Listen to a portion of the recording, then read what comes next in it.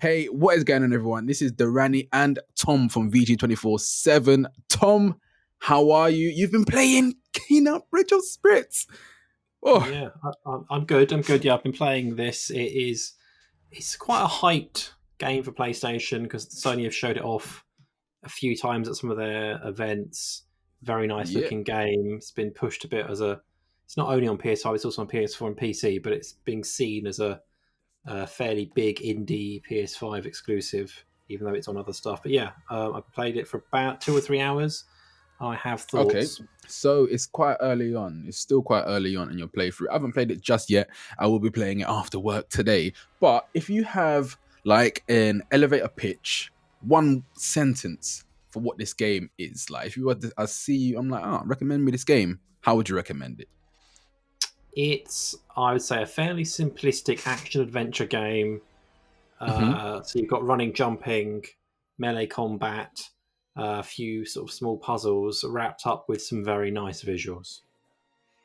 Okay, let's actually talk about those visuals because god damn, I think that's the biggest selling point for this game is the fact that it Mm. looks like a Disney, looks like a Pixar film, and it looks really impressive. Does it look as good on screen for you as it did like in the trailers?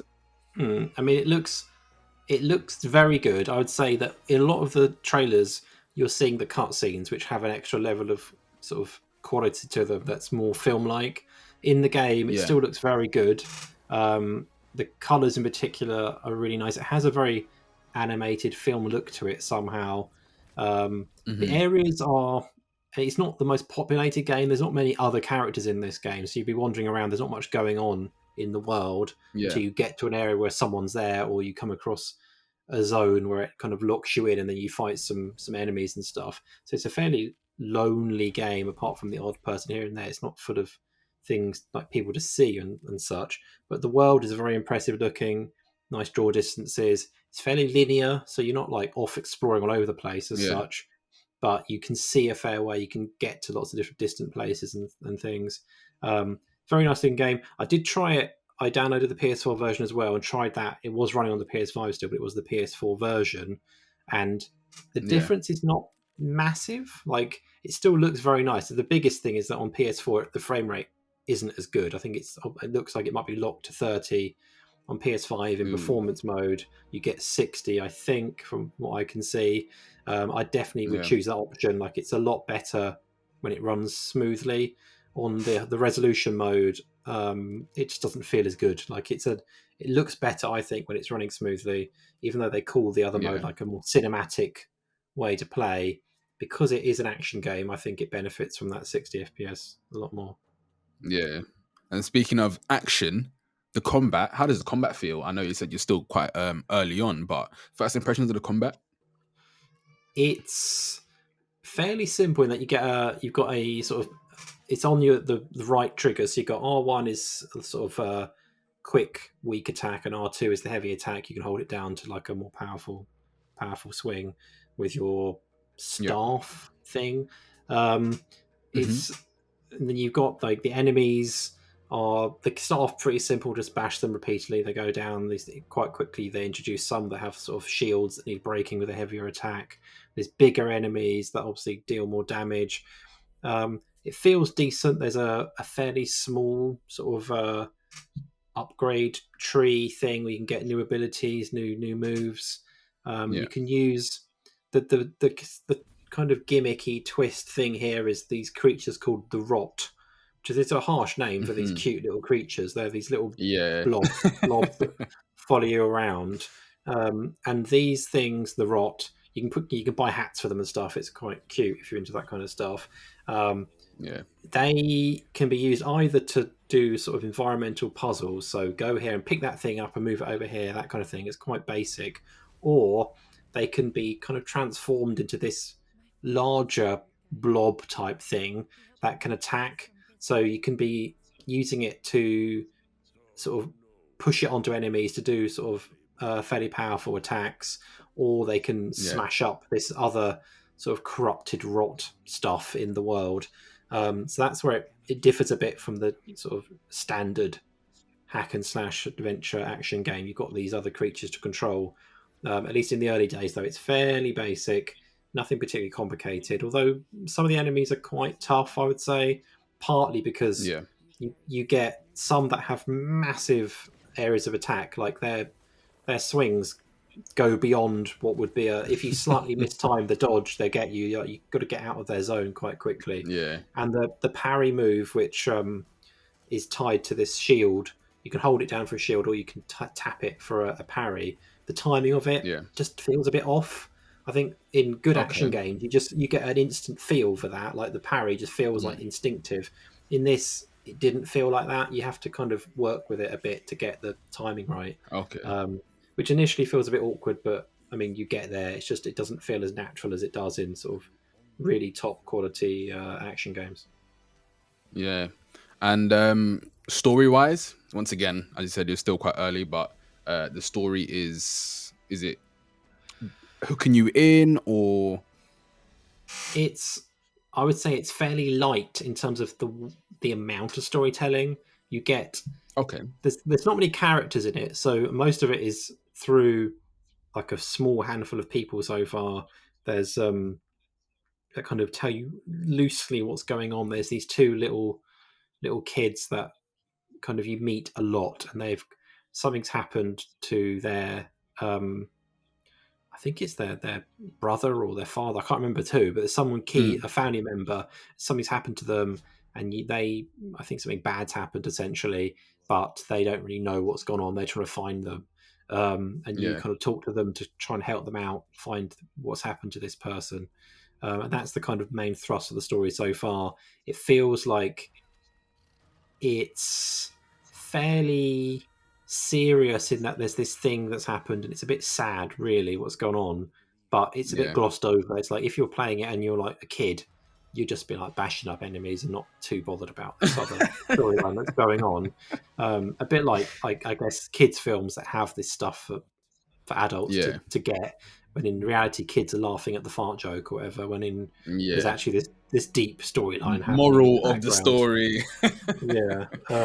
They So don't get the it's a moral of it. fairly it has this more serious side to it that may well develop more as it progresses, but it's still a fairly Yeah. lightweight sort of tone to it. Like it doesn't feel dark. It feels fairly happy and nice, even though there is this corruption stuff all over the world.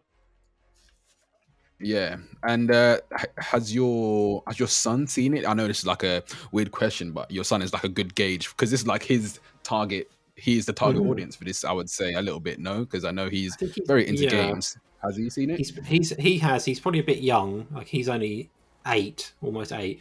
But he was very interested in this because the look of it. It looks like exactly like the kind of Yeah. thing he'd be into.